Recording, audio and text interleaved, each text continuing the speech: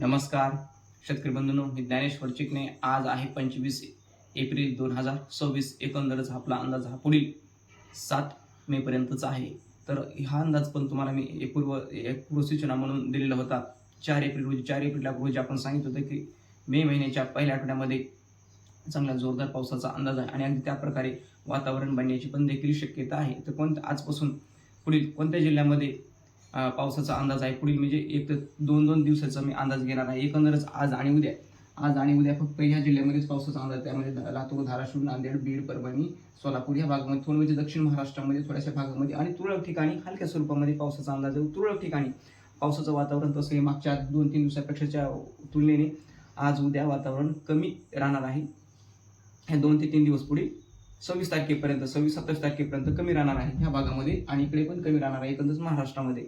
तर परत आता 27 तारखेपासून वातावरण वाढण्याची शक्यता आहे. 27 तारखेपासून थोडं 27 तारखेला पण देखील एवढे मोठ्या स्वरूपामध्ये नाही, पण 28 तारखेपासून मात्र पावसाची चांगली सुरुवात होणार आहे. तो पाऊस हा दक्षिण पूर्व भागापासून सुरुवात होणार आहे. त्यामध्ये लातूर, धाराशिव, नांदेड, यवतमाळ, चंद्रपूर, गडचिरोली, भंडारा, गोंदिया तसेच कोल्हापूर, सांगली, सोलापूर या भागामध्ये 28-29 तारखेला चांगल्या बऱ्याच ठिकाणी पावसाचा अंदाज आहे. त्याचबरोबर बीड जिल्ह्यामध्ये देखील 28-29 तारखेला पाऊस पडण्याची शक्यता आहे. हिंगोली, परभणी, वाशिम, बुलढाणा, अमरावती, वर्धा या जिल्ह्यामध्ये बऱ्याच ठिकाणी पावसाचा अंदाज. तसेच सातारा, सांगली, कोल्हापूर या जिल्ह्यामध्ये मात्र जोरदार पावसाची देखील शक्यता आहे.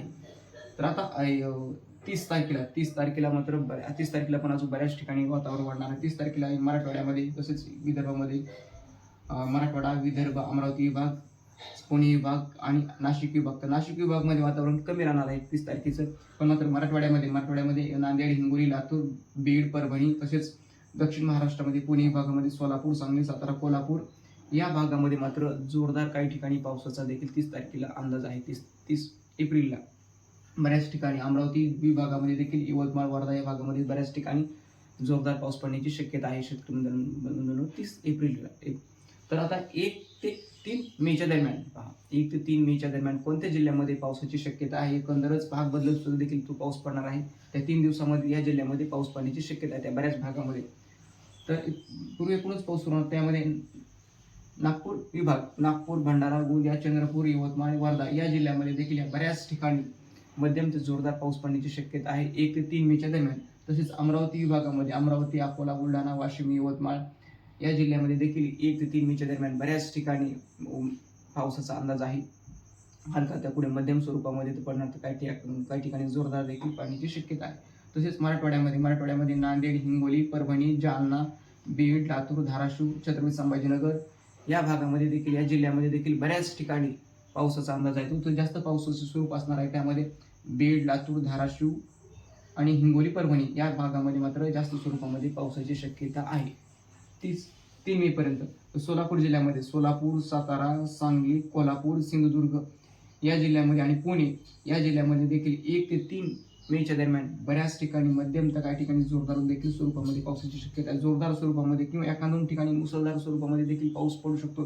त्यामध्ये कोल्हापूर, सांगली, सातारा या जिल्ह्यामध्ये, ह्या 3 जिल्ह्यामध्ये मुसळधार देखील पाऊस पडू शकतो 1 ते 3 मेच्या दरम्यान. पुणे जिल्ह्यामध्ये देखील बऱ्याच ठिकाणी अहिल्यानगर, नाशिक, धुळे, जळगाव या भागामध्ये देखील पावसाचा अंदाज आहे. तर अहिल्यानगर जिल्ह्यामध्ये बऱ्याच ठिकाणी जोरदार स्वरूपामध्ये, पण नाशिक, धुळे, जळगाव या भागामध्ये मात्र पावसाचं वातावरण कमी राहणार आहे. या भागाच्या तुलनेने, इकडच्या भागाच्या तुलनेने म्हणजे पूर्व भागाच्या तुलनेने इकडे नंदुरबार, धुळे, जळगाव या भागामध्ये जिल्ह्यामध्ये वातावरण पावसाचं कमी राहणार आहे. एकंदरच हा पाऊस 7 मे पर्यंत वातावरण राहण्याची शक्यता आहे. तसेच 4 मे ते 7 मेच्या दरम्यान देखील बऱ्याच ठिकाणी राज्यामध्ये पावसाचा अंदाज आहे.